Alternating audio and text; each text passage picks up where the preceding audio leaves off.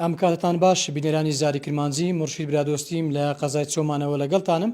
دیارە ساڵی ڕابردوو کابینە نوێمی حکوومەتی یاریمی کوردستان کۆمەڵێک پرۆژەی گرنگ و استراتیژی لە قەزای چۆمان و ناحەکانی دەوروبەری بە شێوەیەکی گشتی جێبەجێ کردووە. بۆ ئەم ساڵیش پلان وایەکەوە ژمارەیەک پرۆژەی دیکەی خزمەتگوزاری لە بوارە جیاوازەکان لە سەنتەری قەزای چۆمان و ناحەکانیش بکەونەواری جێبەجێکردن بۆ پرۆژە خزمەتگوزاریەکان و پرسەکانی پێویست بە ژیانی خەڵکەوە.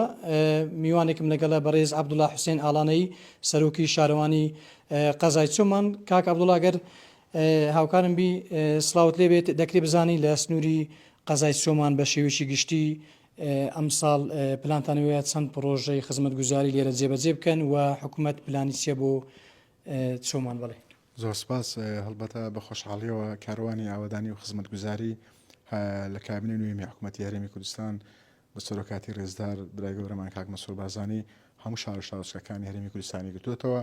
خۆشبەختانە سنووری چۆمان و قەزا ناحیەکانی دەوروبەریشی پشتی شێریان بەرکەوت بوو، بەڵام ئەوەی کە لە چۆمانەوە بەداخۆ لە 2024 پرۆژەکان کەم بوون. ڕاستی 65 میلیۆن پێشینەی شارەوانی خۆمان هەندێک پرۆژەمان جێبەجێ کرد بوو کە تایبەت و بە سێکتەرەکانی جۆگای ئاودێری و جۆگای ئاوەڕۆ و کۆنکریتکردی شەقامەکان بوو، ئەوە قرتاوکردن بوو و بای 123 میلیۆنیش لەسەر بودجەی ئیداری سەربەخۆی سۆران بوو. بە سوپاسەوە کەوتنە جێبەجێ کراون و تەواو بوونە لە 2024. بۆ ساڵی تازەش بۆ 2025 ئێمە دەرخستەیەکمان لە سەرۆکاتی شارەوانی چۆمان ئامادە کردووە بە گوژمەی ملیارێک و 400 میلیۆن. ئینشاءالله ئەگەر بارودۆخی دارایی لەبار بیت و کێشەوەرگرتی داراییمان نەبی جێبەجێیان بکەین کە تایبەتن بە سێکتەرەکانی خێرتاوکردن و کۆنکریتکردنی شەقامەکان و ئاوەڕۆیەکانی چۆمان. وهروەها ئەوەی کە لە ناحیەکان کراوە بەڕاستی پشتی شێریان بەرکەوت بۆ ئەو ساڵ لە قەسرێ لەگەڵاڵە لە حاجومەران پرۆژەی باش جێبەجێ کراونە لە سەروی ملیارێک بۆ پرۆژانە تەرخان کرابوو. بەسپاس و هەمووشیان جێبەجێ کراون. کاک عەبدوڵڵا دابەشکردنی زەوی لە سنووری قەزای چۆمان هیچ ئامادەکاری کرا کە پێشتر بە بڕیاری سەرۆکی حکوومەت فەرمانبەران سوودمەند دەبن لە وەرگرتنی زەوی؟ ئایا لە چۆمان هیچ شوێنێک دیاری کرا بۆ ئەوەی کە بەسەر فەرمانبەران دابەش بکرێت؟ بەڵێ بەدڵنیاییەوە ئێستا لە سنووری شارەوانی چۆمان لە گەڕەکی گرمەندی بڵێن مەزرای خەلانی پێگوترێت لەوێ تقریبا نزیکەی 1200 قەتەعاتمان ئامادە کردووە و ڕوپێی بۆ کراوە و نەخشەشی بۆ ئامادە کراوە. تەنها ماوەتەوەی کە مڵکەکان بگوازنەوە سەر بڵێن خاوەندایەتەکەی بگوازن سەر شارەوانی و هەروەها قەرەبووی خاوەن مڵکەکانیش بکرێتن.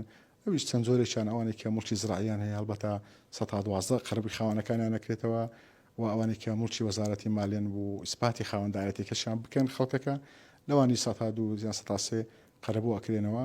ئێستا تەواو لە ئامادەکاریدایە، نەخشەی بۆ چێشراوە و ئامادەیە، بەڵام 1200 قەتەکە ڕەنگە کەم بکاتەوە بێت بۆ 900 ینی 900 فەرمانبەر تێدا سودمەند بی، چونکە لەو 1200 قەتەیەش بەشێکی دەبێتەوە قەرەبوو بۆ خەڵکانی کە خۆیان بە خاوەنی زەویەکان نەزانن.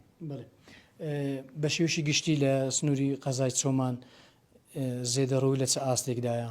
ئایا زێدەڕۆی کەمی کردیە یاخۆ زیادی کردیە و حکوومەت تا چەند ڕێگر بووە لەوەی کەەوە هاوڵاتیان زێدەڕۆی نەکەنە سەر ملکی گشتی؟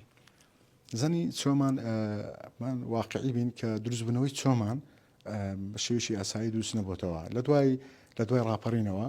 تاوان لە دوای ڕاپەڕین تەنها دوو بینا لە چۆمان هەبوو، ئەوەی دیکە هەمووی تەختی زەوی کرابوو لە ڕژێمی بەحسەوە. ئیدی سیاسەتی بەری کوردستانی ئەو کات وا بوو کە خەڵکی هانەدا بۆی بگاتەوە سەر شوێن و زێدی خۆیان، بۆیە کەمتر ڕەچاوی مەسائلەی زێدەڕۆیی ئەکرا. بەڵام لە ئێستادا بەڕاستی توانیمانە ناڵێم 100% بەڵام بەنسبەتی زۆر توانیمانە ڕێگری بکەین لە زێدەڕۆیی و نەبوونی نەخشەی کەرتیش بەڕاستی لە چۆمان هۆکارێک بووە بۆەوەی کە زۆر شوێن هەنە کە زێدەڕۆیان تێداکرایە. بەڵام ئێستا ئەوە خۆشبەختانە کەوەش هەرمژینەشی خۆشە بۆ دانیشتوانی شارەکەم لە ئێستاداوە خەریکی نەخشەی کەرتین تەزوید بکرێ و ماستەر پلانی شەردانرێ کە بەڕاستی بە تەواوی مەسائلی زێدەڕۆیی بنەبڕاکرێت و دووبارە نابێتەوە. زۆر سپاس. عەبدوڵڵا حوسێن ئاڵانی سەرۆکی شارەوانی قەزای چۆمان. بەڵێ بینەرانی زاری کرمانجی ئەمە تەواوی ئەو زانیارانەی بوو لەسەر پرسی دابەشکردنی زەوی بەسەر فەرمانبەران لە هەمان کات زێدەڕۆی ڕێگریکردنی حکوومەت لە زێدەڕۆی بۆ سەر ملکی گشتی و ئەو پرۆژانەی کەوا پلانی حکوومەتە لە سنووری قەزای چۆمان جێبەجێ بکرێن.